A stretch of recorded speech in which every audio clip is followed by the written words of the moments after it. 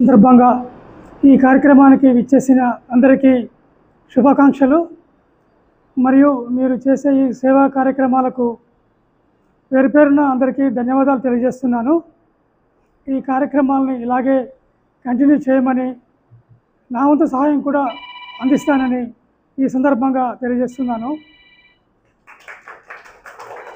ఈ సేవ గురించి మహాభారతంలో తిక్కన సోమయాజి గారు ఒక మంచి పద్యం చెప్పారు. ఏమంటే, పరహితము సేయు నేపడు పరమహితుండగు భూత పంచకమునకు, పరహితమే పరమధర్మము, పరహితునకు ఎదురు లేదు పరవేందు ముఖి అని. కాబట్టి ఈ కార్యక్రమాన్ని తప్పకుండా చేయాలని, నా సహాయం నేను చేస్తానని చెప్తూ, మా నవంబర్ 10న మా బాబు బర్త్డే సందర్భంగా నేను 10,000 విరాళం ప్రకటిస్తున్నాను. థ్యాంక్ యూ అండి. Thank you all. ఐక్యరాజ్య సమితిలో తీర్మానం జరిగి మనకి 1991 నుంచి కూడా ఈ అంతర్జాతీయ వృద్ధుల దినోత్సవం జరుపుకోవాలని చెప్పని ఆ రోజు నిర్ణయం జరిగింది. దీని యొక్క కారణం ఏంటంటే, వృద్ధులు నిరాదరణకి గురి కాకూడదు, వారు గౌరవంగా జీవించాలి. వారి యొక్క సేవలు, వారి యొక్క అనుభవాల్ని మనం యువతకి నేర్పాల్సిన అవసరం ఉన్నది. ఆ యొక్క కాన్సెప్ట్ తోటే ఆ రోజు చాలా పెద్ద వాళ్ళందరూ కూడా ఆలోచన చేసి ఈ ఇంటర్నేషనల్ డేని తీసుకురావటం జరిగింది. ఆ సందర్భంగానే మనం స్థాపించిన దగ్గర నుంచి కూడా, మన అసోసియేషన్ స్థాపించిన దగ్గర నుంచి మనం ఈ కార్యక్రమాన్ని కొనసాగిస్తూ వస్తున్నాము. ఒక అసోసియేషన్ స్థాపించుకొని, ఒక బిల్డింగ్ నిర్మాణం చేసుకొని, మనం ఇక్కడికి వచ్చి క్యారమ్ బోర్డు ఆడుకోనో లేకపోతే పేపర్ చదువుకోనో మాట్లాడుకొని పోగొట్టడం కాకుండా సేవా కార్యక్రమాలు చేయాలి అని చెప్పని దాని వైపు మన దృష్టి మళ్లించి అనేక కార్యక్రమాలు గత 15 సంవత్సరాలుగా మేము చేస్తూ వస్తున్నాము.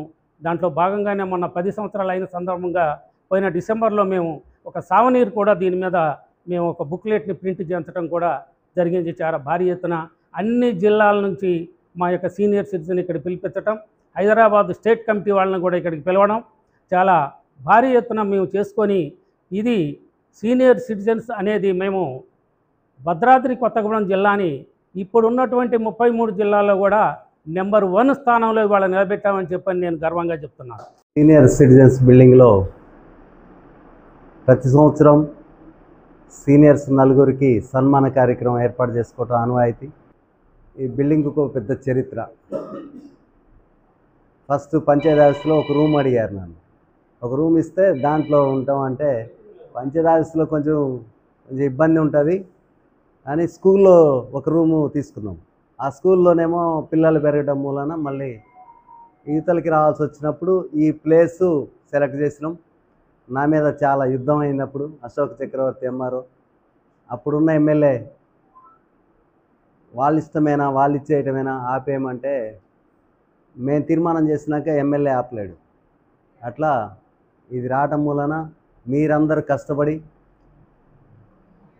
సీనియర్ సిటిజన్స్ పిల్లలు కానీ, వాళ్ళ స్టూడెంట్స్ కానీ, వాళ్ళందరూ శ్రమతోటి, వాళ్ళు ఇచ్చిన మనీతోటి బిల్డింగ్ మంచి పూర్తయింది. ఇది ఉన్నందుకు ప్రతి ఒక్కరికి ఉపయోగం జరుగుతుంది. ఇక్కడికి వస్తే వాళ్ళకున్న సమస్యలు చెప్పుకుంటారు, ప్రశాంతంగా ఉంటారు, ఇంటికి వెళ్తారు, మళ్ళీ సాయంత్రం వస్తారు. అలాంటి పరిస్థితి ఎక్కడ లేదు, మన కొత్తగూడెంలో అయితే లేదు. ఇది మనం మంచి ఉద్దేశంతో పెట్టుకున్న మీ బిల్డింగ్ని అదే ఉద్దేశంతో కొనసాగాలని, రేపు భవిష్యత్తులో సాంబశివరావు గారు ఇప్పుడు ఎమ్మెల్యేగా ఉన్నారు, మళ్ళీ కూడా ఉండాలని మనం కోరుకుంటున్నాం.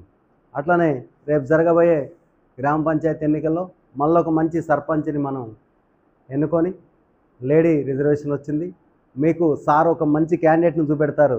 ఆ క్యాండిడేట్ని మీరు అందరు బలపరిచి, అట్లనే ఇక్కడ ఎంపీటీసీ కూడా ఈసారి జనరల్ వచ్చింది, మనకి ఎప్పుడు రాదు, ఎప్పుడు ఎస్టీ వస్తుంది.